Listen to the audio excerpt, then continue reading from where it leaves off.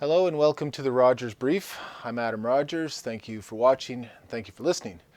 For those that are new to this, I am a lawyer in Nova Scotia that I covered the Mass Casualty Commission. I was doing daily analysis videos, but now I've turned, since those proceedings have completed, I've turned to covering a variety of stories that are in the news from across the country that have either a legal focus, they're a story about a legal issue, or else they're a story that has a legal angle that I think might be underappreciated or of interest to the general public. And this is meant for a general audience. I'm here to try to explain things that are, in the legal realm, so that in a way that everybody can understand.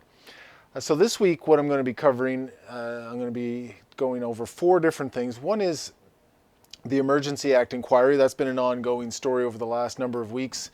And so this week there's been some new developments, so I'll talk about those.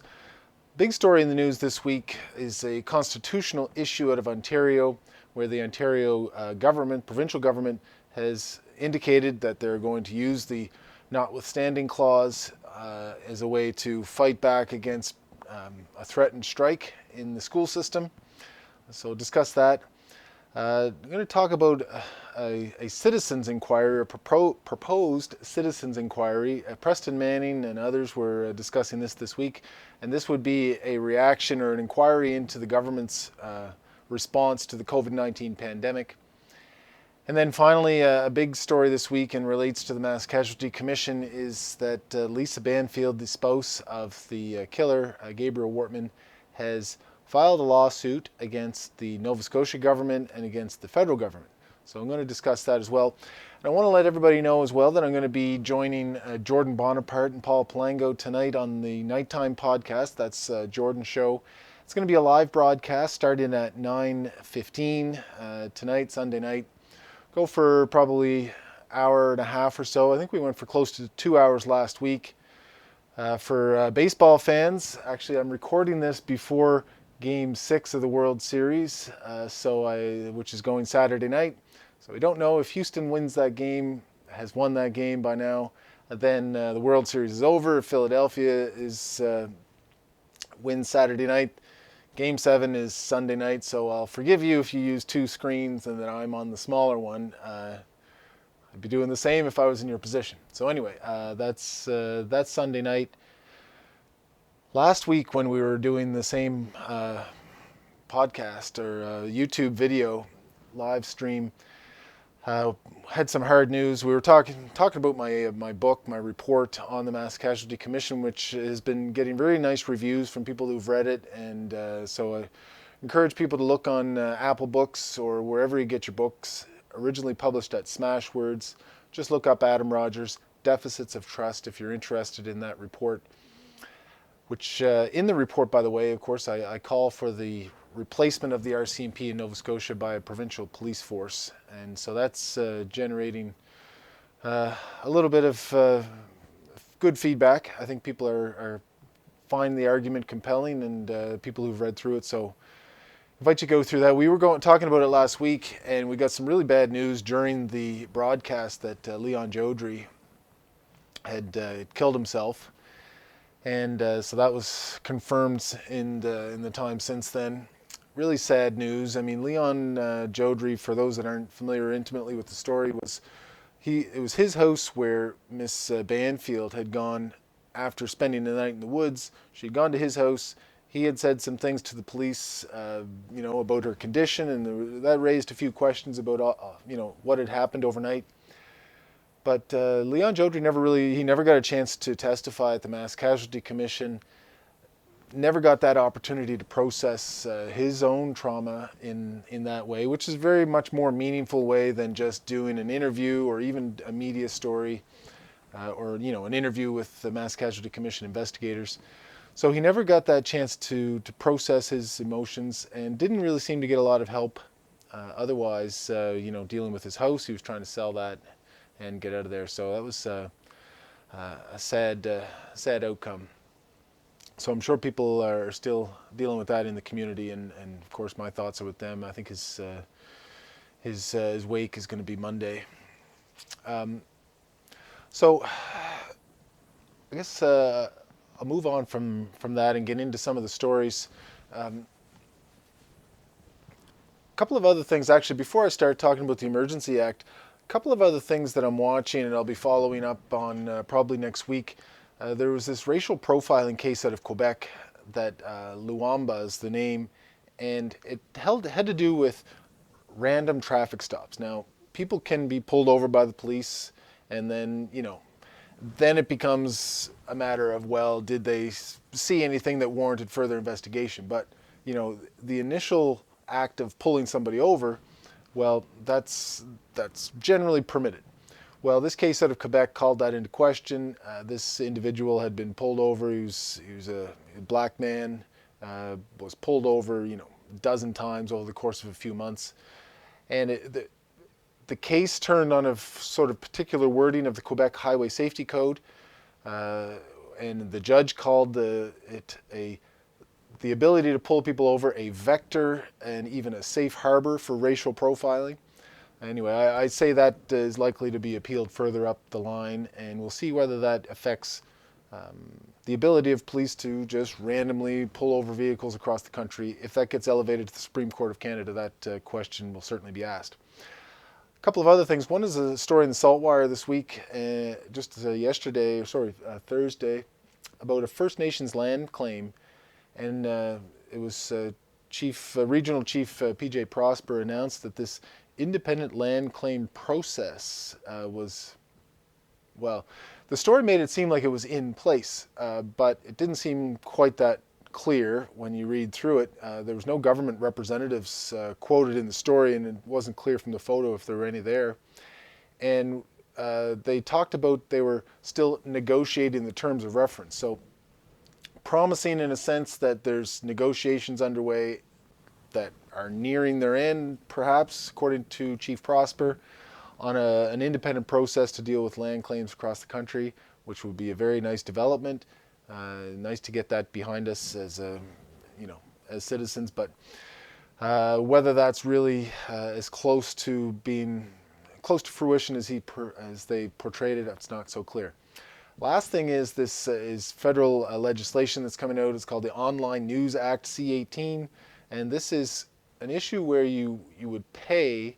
Well, a platform would have to pay somebody's going to have to pay in order to link to news articles. So if you wanted to post a CBC article or New York Times, Globe Mail article to your Facebook feed, your Twitter feed, LinkedIn, wherever, somebody, you or the news site, is going to have to pay for that.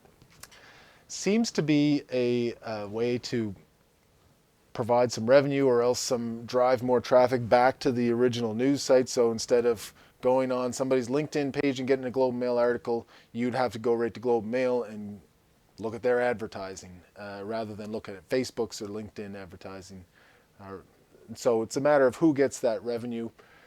However, I see this as being a threat to free expression. If somebody is trying to curate an image and they're posting certain stories to show here's the stuff I care about, well, that's important. And if they can't do that, and that's them expressing themselves and trying to show, all right, this is who I am, this is what I care about. Well, if you can't do that because the government disallows it, then that's an imposition on free speech. And it's a kind of a weird way of protecting the media in a way, because if you click through a CBC article, you're going to go to the CBC page, and then there you go. You'll be able to read it. If you click through the New York Times link or a Globe Mail link, well, they have a paywall. You're not going to be able to read the article anyway. So I'm not sure how it really affects the news sites so much, other than they don't get that original traffic. So we'll see. We'll see if that makes it through Parliament in Ottawa. Okay, so first story. 9 minutes in. First story, the Emergency Act inquiry. This week we heard from the protesters and some of the representatives of the protesters, and we heard from quite a few of them, which tells a story in itself.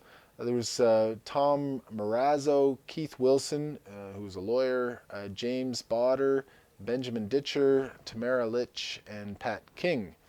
Jeremy McKenzie as well. So there seemed to be a strategy, such as there is any strategic direction among the protesters to portray themselves as, whether they plan to portray themselves as disorganized, there seemed to be a strategy there to do so.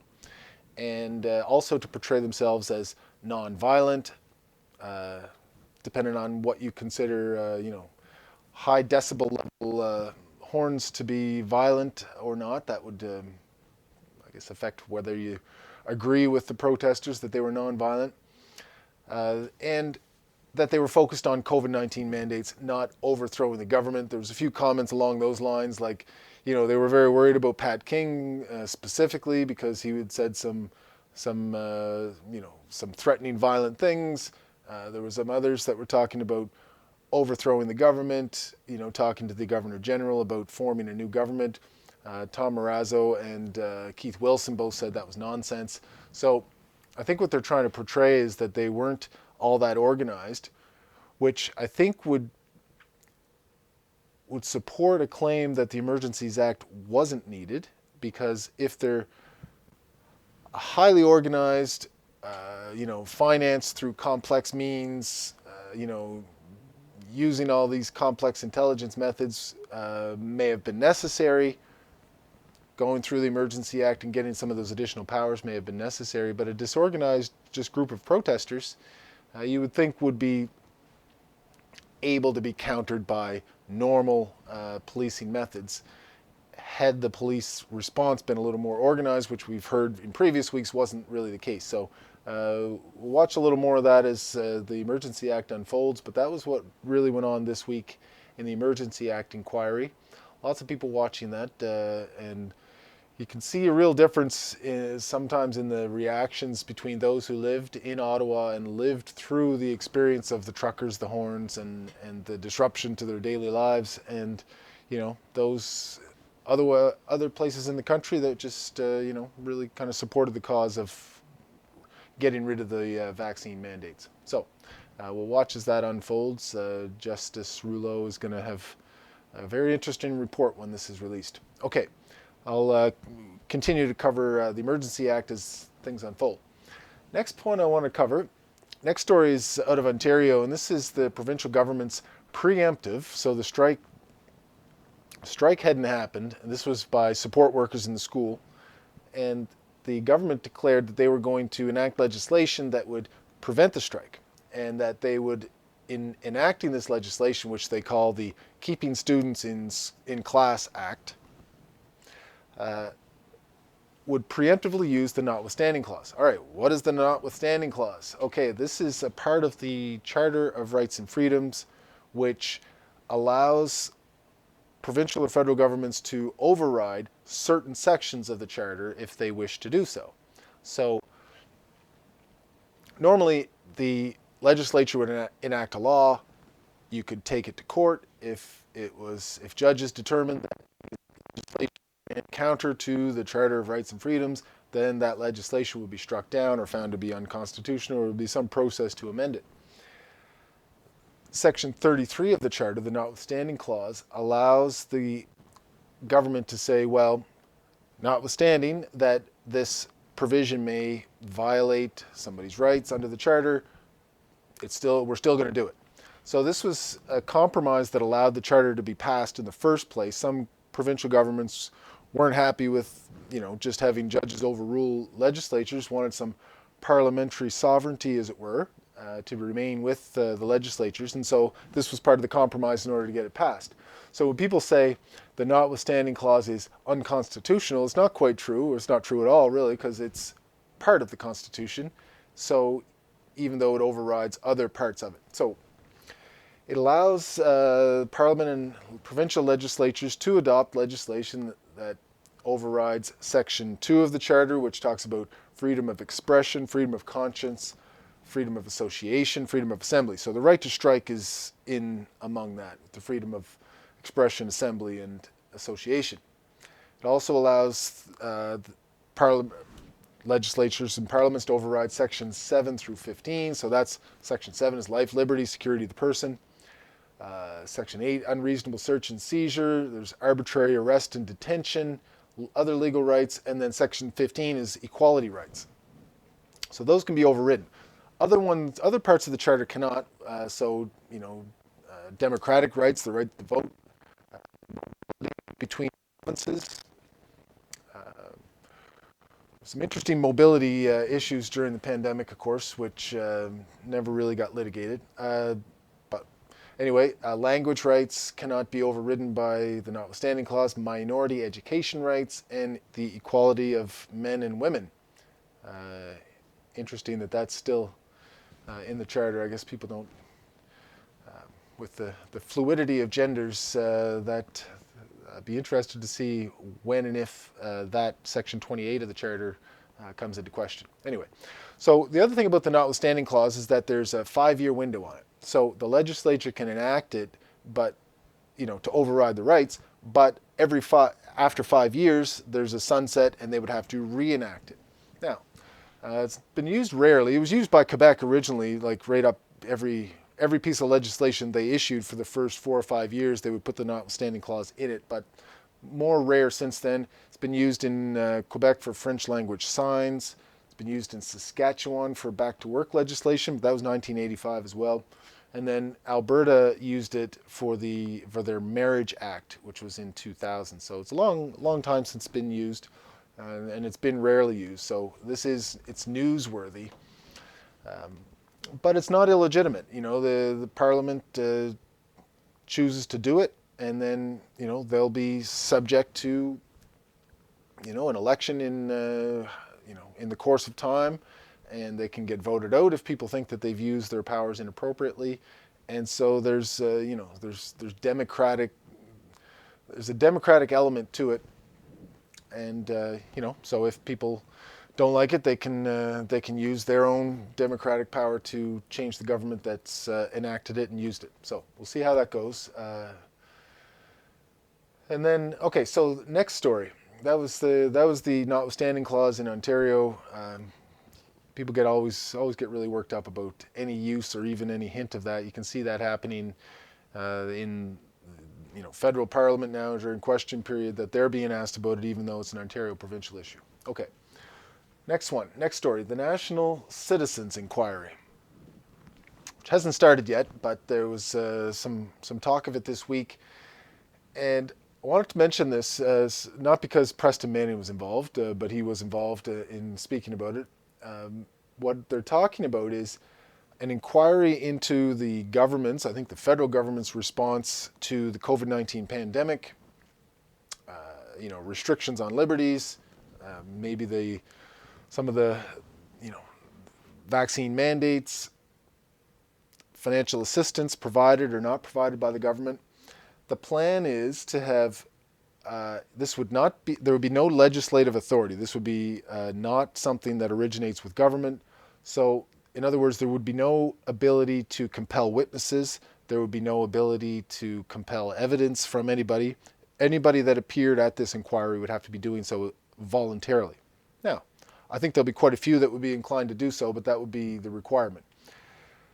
It would have no authority to bind governments with their recommendations that come from it. Well, guess what? Neither do other inquiries. The Mass Casualty Commission inquiry, that's going to come out with a report, but the government doesn't have to do whatever the commissioners recommend. That's the case with most all inquiries. So, no difference in that respect. It's really just a matter of being persuasive. So I thought about, the other parts of the plan is they have to have 5 commissioners. They're going to recruit and vote on who these commissioners might be. They're planning to go to 7 locations throughout the country, spend 2 or 3 days at each, and get as many witnesses as they can fit in during that time, and then come out with a report from the commissioners that would then be released to the public and let the public react to it as they will. Okay, I thought about this a little while ago myself. The people in Nova Scotia may be familiar with this organization, the Nova Scotia Civil Liberties Association. Now there's a Canadian Civil Liberties Association, Ontario, British Columbia, American Civil Liberties Union, lots of these organizations in different jurisdictions. Well, the Nova Scotia one is not terribly well known. They don't have a real sizable presence. They don't have a permanent presence at all. But they did do some litigation, and they've called for a government inquiry into the provincial government's response to the pandemic and the policies that the government's enacted. Well, they didn't get anywhere with that. The government didn't call one. I don't think they'd be inclined to do so. But so what I thought was, well, they could just do an inquiry themselves, call people, doctors, citizens, whoever in the political realm may be inclined to go and participate, and then write their own report. Issue is that, of course, who's going to pay for it, who's going to rent the rooms, who's going to spend the time to write the report. But if you have an organization that has donors and that has that ability to organize themselves and come up with that kind of a structure, then there's no reason why you couldn't do a good job of it.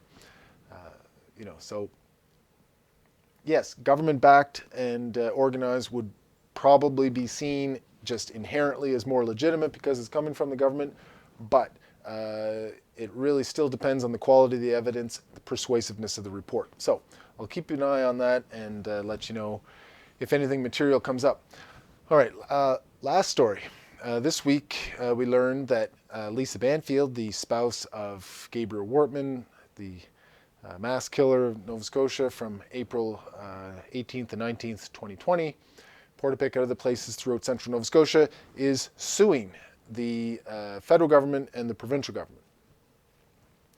Miss Banfield and her brother-in-law were charged criminally in December of 2020, and they were charged with supplying ammunition to Gabriel Wortman.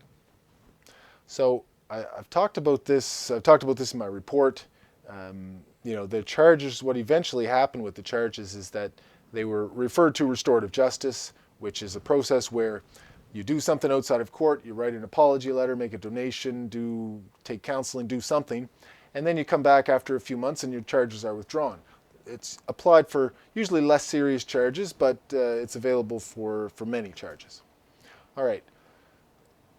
What it seemed to be in Miss Banfield's case, the one and only condition, was for her to actually go to the Mass Casualty Commission and testify. We don't know that. Nobody's confirmed that, but her charge was dropped like a week afterwards, and no other indication of any other meetings with the family members or anything else was emerged from that process. So we're pretty confident that was the only condition that she had to fulfill. Okay, what is the claim? The claim is that charge was done by the police and support. So the police would be the RCMP, federal entity, that's why the federal government's involved, and then supported by the Public Prosecution Service of Nova Scotia, so the provincial government is involved, that's why the two governments. That the charge was designed solely by the RCMP and supported by the Crown to, distract the public from the upcoming inquiry, the mistakes, and negative attention that the RCMP was receiving at that time. And not only was that the purpose of it, but that the charge was so clearly unlikely to be successful, to result in a conviction, that the police knew or should have known that they should have never laid that charge in the first place. Okay, so that's the claim. I'll talk about the merits of it in a second, but a few other things that I think are relevant for everybody to know. One is it was filed on October 20th. All right, so before Leon Jodrey died. I think that's relevant to think about. It wasn't done afterwards. I think that would have been particularly inappropriate. It was filed in Amherst. It was not filed, in other words, in Truro, which would have been the courtroom closest to the incidents, killings. And it was not filed in Halifax, where Miss Banfield resides. It was filed in Amherst. So you're allowed to file anywhere in Nova Scotia you like. The defense can apply to have the form changed, but it was filed in Amherst. All right, why? Well, I think maybe it's a scheduling, maybe they think they can get to a hearing more quickly in Amherst, but I don't think so. I think the real reason was that they were hoping to avoid discovery. reporters check the Halifax docket, the filings. If you file a claim in Halifax, somebody's going to see it that day. This wasn't discovered until, basically almost 2 weeks after it was filed. So maybe they were hoping to have some time where that wouldn't be discovered. The other thing that's relevant is who's her lawyer? Her lawyer is Brian Murphy, KC, King's Counsel, out of Moncton. So I'll talk about him in a second, but it's relevant to say who her lawyer isn't. Her lawyer is not, it's not James Lockyer, who is her lawyer at the Mass Casualty Commission, Toronto-based lawyer, well-known, who also does litigation work. Why is that relevant? Well, my thought is that Mr. Lockyer was happy to take the guaranteed money for the Mass Casualty Commission for the criminal defense, which he would know he was getting paid, but likely determined, or he determined for himself, probably advised Miss Banfield that this civil suit was not worth the contingency fee risk that would come with it. So, if somebody gets, you take a case on a contingency basis, you better be very sure that there's going to be liability found and that there'll be some money coming. You'll get a percentage of whatever that amount is. But, my sense is that Mr. Lockyer probably assessed this and figured out that it wasn't going to be worth the time and effort to put into it. So that's relevant.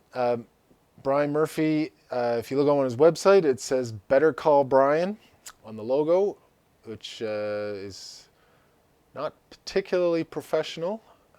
He's got a 3-lawyer firm, the other 2 lawyers. He's quite experienced. He's been around for a long time. He was a member of Parliament for Moncton from 2006 to 2011, mayor of Moncton as well, and he's got some... It doesn't have a ton of cases that you can find on CanLII, but some do go back to the early 90s. So he's been around for a while. The other 2 lawyers are brand new in his firm. They're both in their first or second year of practice. So not a substantial firm for something of this magnitude. Who knows? Maybe she shopped it around and he was the one that would take it. So the other thing is about the case itself. So she's not denying that she supplied the ammunition to her spouse, but she's claiming to have 2 defenses that were so strong that strong and obvious that the RCMP and the Public Prosecution Service should have known that not to pursue the charges. One of those is that she was the victim of coercive control. Okay, so this is to say that Gabriel Wortman had her under such control that when he tells her to go buy ammunition, she can't not. Well, duress is the defense, the criminal defense. The burden would be on her to prove that, to provide evidence of that, and it has to be something a little more specific than, he was a mean guy to me for a long time.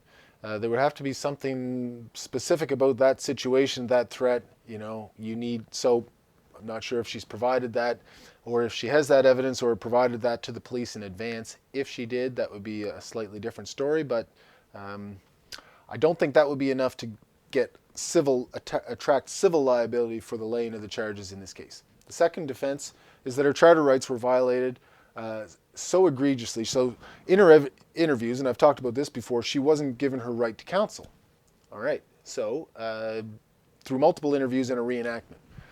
So to me, that meant that probably anything that she said during those interviews was going to be excluded as evidence. But there's a few steps to go through to get there.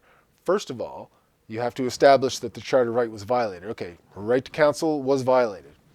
Then it's back to Section 1 of the charter. Is this going to be, there's a saving provision that, would it be demonstrably justifiable in a free and democratic society? Okay, well, that's another step. And then the third step is you go to Section 24 and it's like, well, is this evidence then going to be excluded because it would offend the sensibilities of the public and all that stuff? So, yeah, I think you'd get through those steps and it would come out in her favor, particularly because it's a minor charge.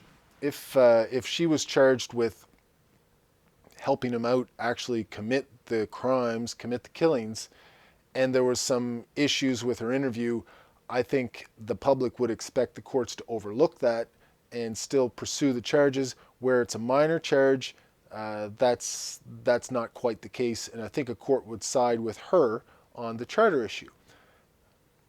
But because you have to go through those certain number of steps and there's some analysis to go through, I don't think a civil court is going to say, well, the police should have clearly known that they shouldn't have never have charged her. And, so I don't think the liability is quite so clear on the civil case in this instance. Plus the RCMP, when she's trying to establish damages too, to say, well, I was lost income, loss of reputation, loss of all these things. Okay. Well, the RCMP stated publicly at the very beginning that Miss Banfield was a victim. When they charged her, they confirmed, they stated that she didn't know what Wortman was planning. And then the Public Prosecution Service treated it very lightly as a minor charge and then referred it to restorative justice.